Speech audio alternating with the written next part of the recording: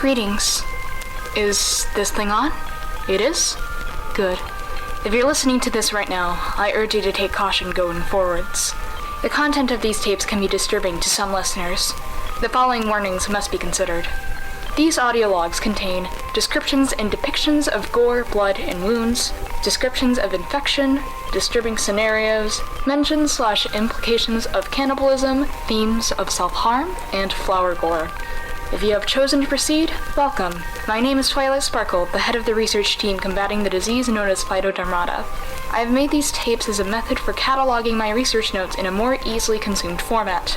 Unfortunately, these will likely remain voice and text heavy with minimal visuals. It can be difficult to take photos or videos of the infected after all, so the most I can provide will be artistic depictions provided by members of the research team. Now, let's begin.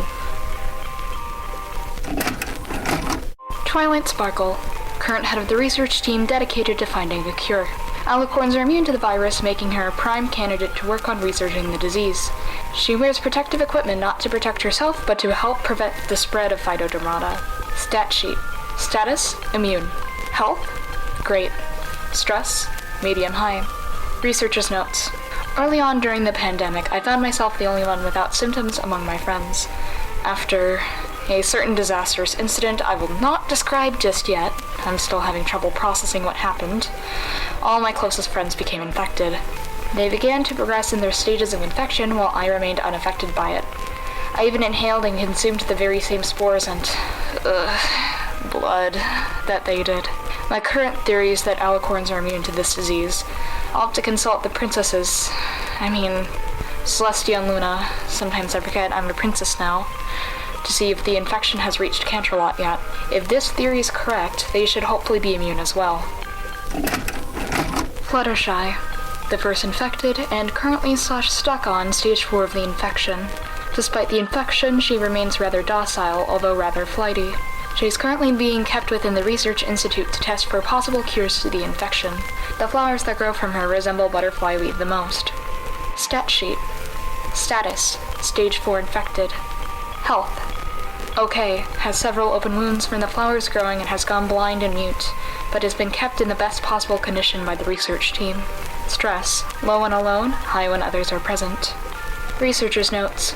Based on the timing of the infection, as far as we're aware, Fluttershy was the first to be infected. We cannot be sure of when she became infected, but we assume she became infected after entering the Everfree Forest. She had gone there to collect some plants for her pickier animal friends.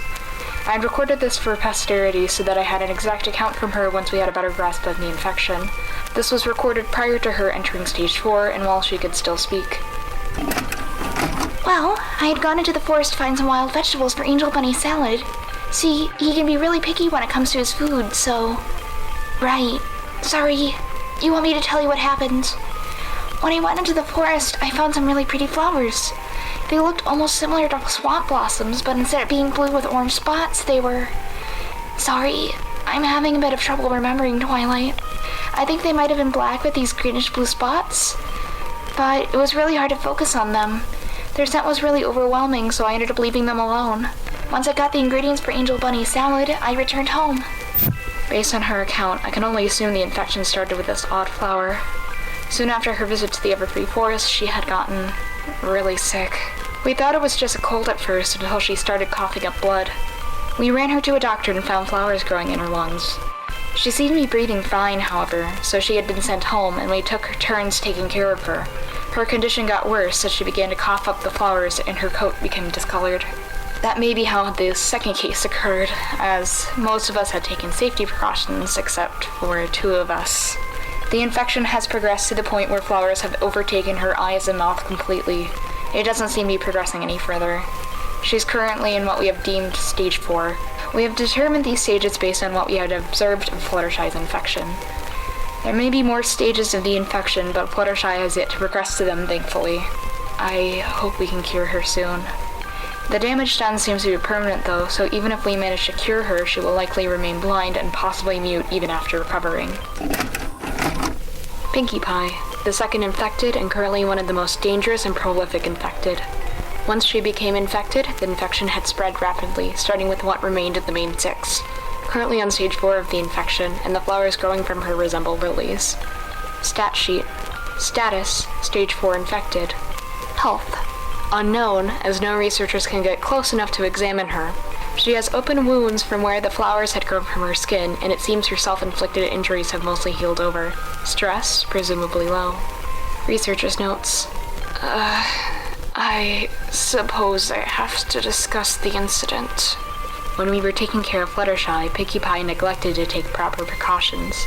I can only assume that she came in contact with the flowers or blood Fluttershy coughed up. We didn't know Pinkie was infected right away. She's always had a habit of hiding when she's sick, most likely out of a need to not disappoint anyone. The most we saw was discoloration of her fur and mane, but I chalked it up to stress at the time. We stopped seeing her after a while. Then, she invited us to a party. Oh, Celestia, I'm so sorry. I feel sick about what I have to describe. The room we entered in Sugar Cube Corner was dark, only lit up by candles. She had left both a note and cake upon the table. The note read that we could cut the cake and start eating without her. Confused, we had begun eating.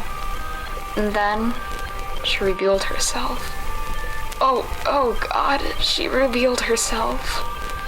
Unlike with Fluttershy, she had self-admittedly carved out her own eyes herself to let the flowers grow. Her mouth had also been sliced into a permanent smile, and her chest had been carved into. And then she spoke the most chilling words I had ever heard. How do you like the taste of my eyes?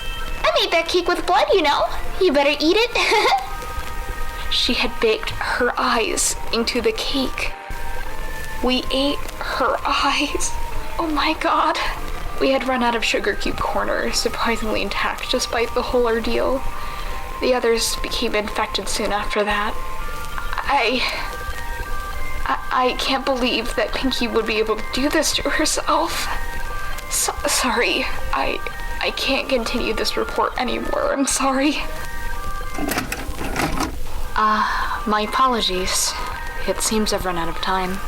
I was hoping to share my files on all of my friends, but I suppose the others will have to wait for the next time. Thank you for listening. May these audio logs prove useful to you in preventing the spread of the infection.